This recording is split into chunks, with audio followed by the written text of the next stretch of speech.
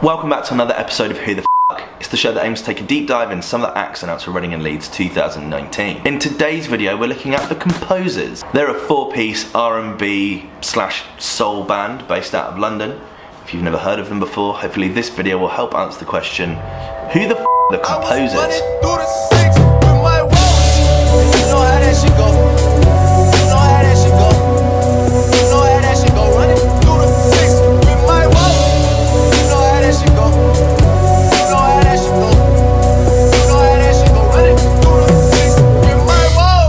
Nana, David, Stephen and Charlie are the four members that make up the Compozers.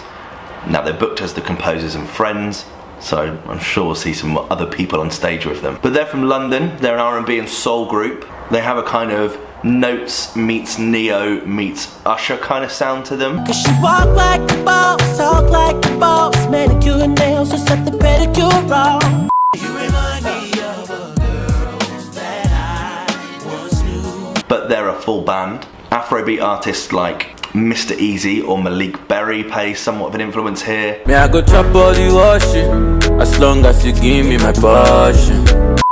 Oh, na, na, na. Keep it on the low, na, na, na. But also some of those kind of chilled out tropical house sounds of people like Rationale. Cause you give me just a little glimpse. On one of their records they've got a very seriously sexy sax solo. Seriously sexy sax solo. Give a bit of alliteration there. They claim to take inspiration from all over the place. One of the people that stands out is Justin Timberlake. I can't wait to fall in love with you. I can see that. Individually they're pretty successful artists that have worked with people like Kano, Dappy, Rita Ora and many, many more. They formed the band in 2008, well that's when their Facebook page started. But it wasn't until last year that they released their first single, Born You Well. Your pop pop on you well. Your mama on you well. They would then follow this up with a new record, Over You. And in March of this year would release the collaborative EP with R&L. In the past they've toured with artists such as WizKid and Fuse ODG, and their Facebook page lists them as an independent band, which I think is brilliant. But I'm not sure how long it'll stay this way because they've got a lot of talent. I can see someone like Universal or Sony just eating that up. This year they also went into the live lounge for one extra and collaborated with both Tion Wayne and NSG. In terms of most popular record, it's a pretty hard one to speak about. Most of their videos are all live videos or sessions, getting way over 100,000 views. And they've also worked with people like Jay Huss and stuff in the past, so I think it's they're like The Roots but from the UK. This is their first time playing Reading and Leeds. However, they did perform with Jay Huss at last year's Reading Festival, so I'm not quite sure. They're taking to the dance stage on the Saturday at Reading, Sunday at Leeds, opening the stage playing for Barney Fletcher. WTF video for Barney Fletcher is on the way. Like I said, they've got this kind of almost The Roots sound to them, and they're kind of like they're a session band, but they also remind me of people like Kool and the Gang, especially that live video of Summer Madness.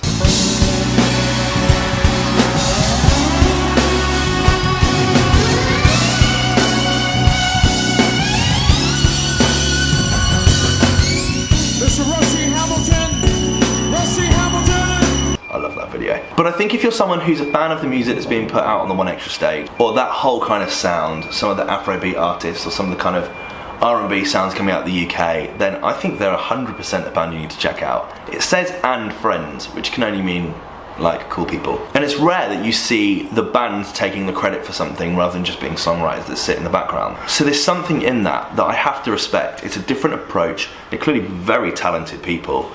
And I find it really interesting. Currently, it looks like they're going to be clashing with Tremendous, who's a rapper I'm really interested to check out. It also looks like they could be clashing with both Counterfeit and Pip Blom, two artists that I'm also interested in watching. You know, I started listening to their music and I just wrote it off. I was like, this is another one of those bands that it just isn't my sound. But one of the wonders of this series is that I really get to sit and listen and absorb stuff. It really encourages me to dig deeper and listen to different sounds, which is something that I think is really important, especially when it comes to this, because this is so much more than just like another backing track. But there are some clashes, and it really isn't my sound, but I do think that they should be something that people should go watch.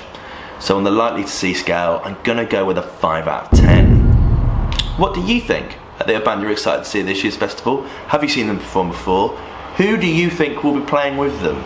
They've played with lots of wonderful UK artists. like I said, they're doing something really different, and if more people did this, I think the scene would be respected more. Perhaps I'm wrong. Let me know your thoughts in the comment section below as always, and I'll see you in the next one.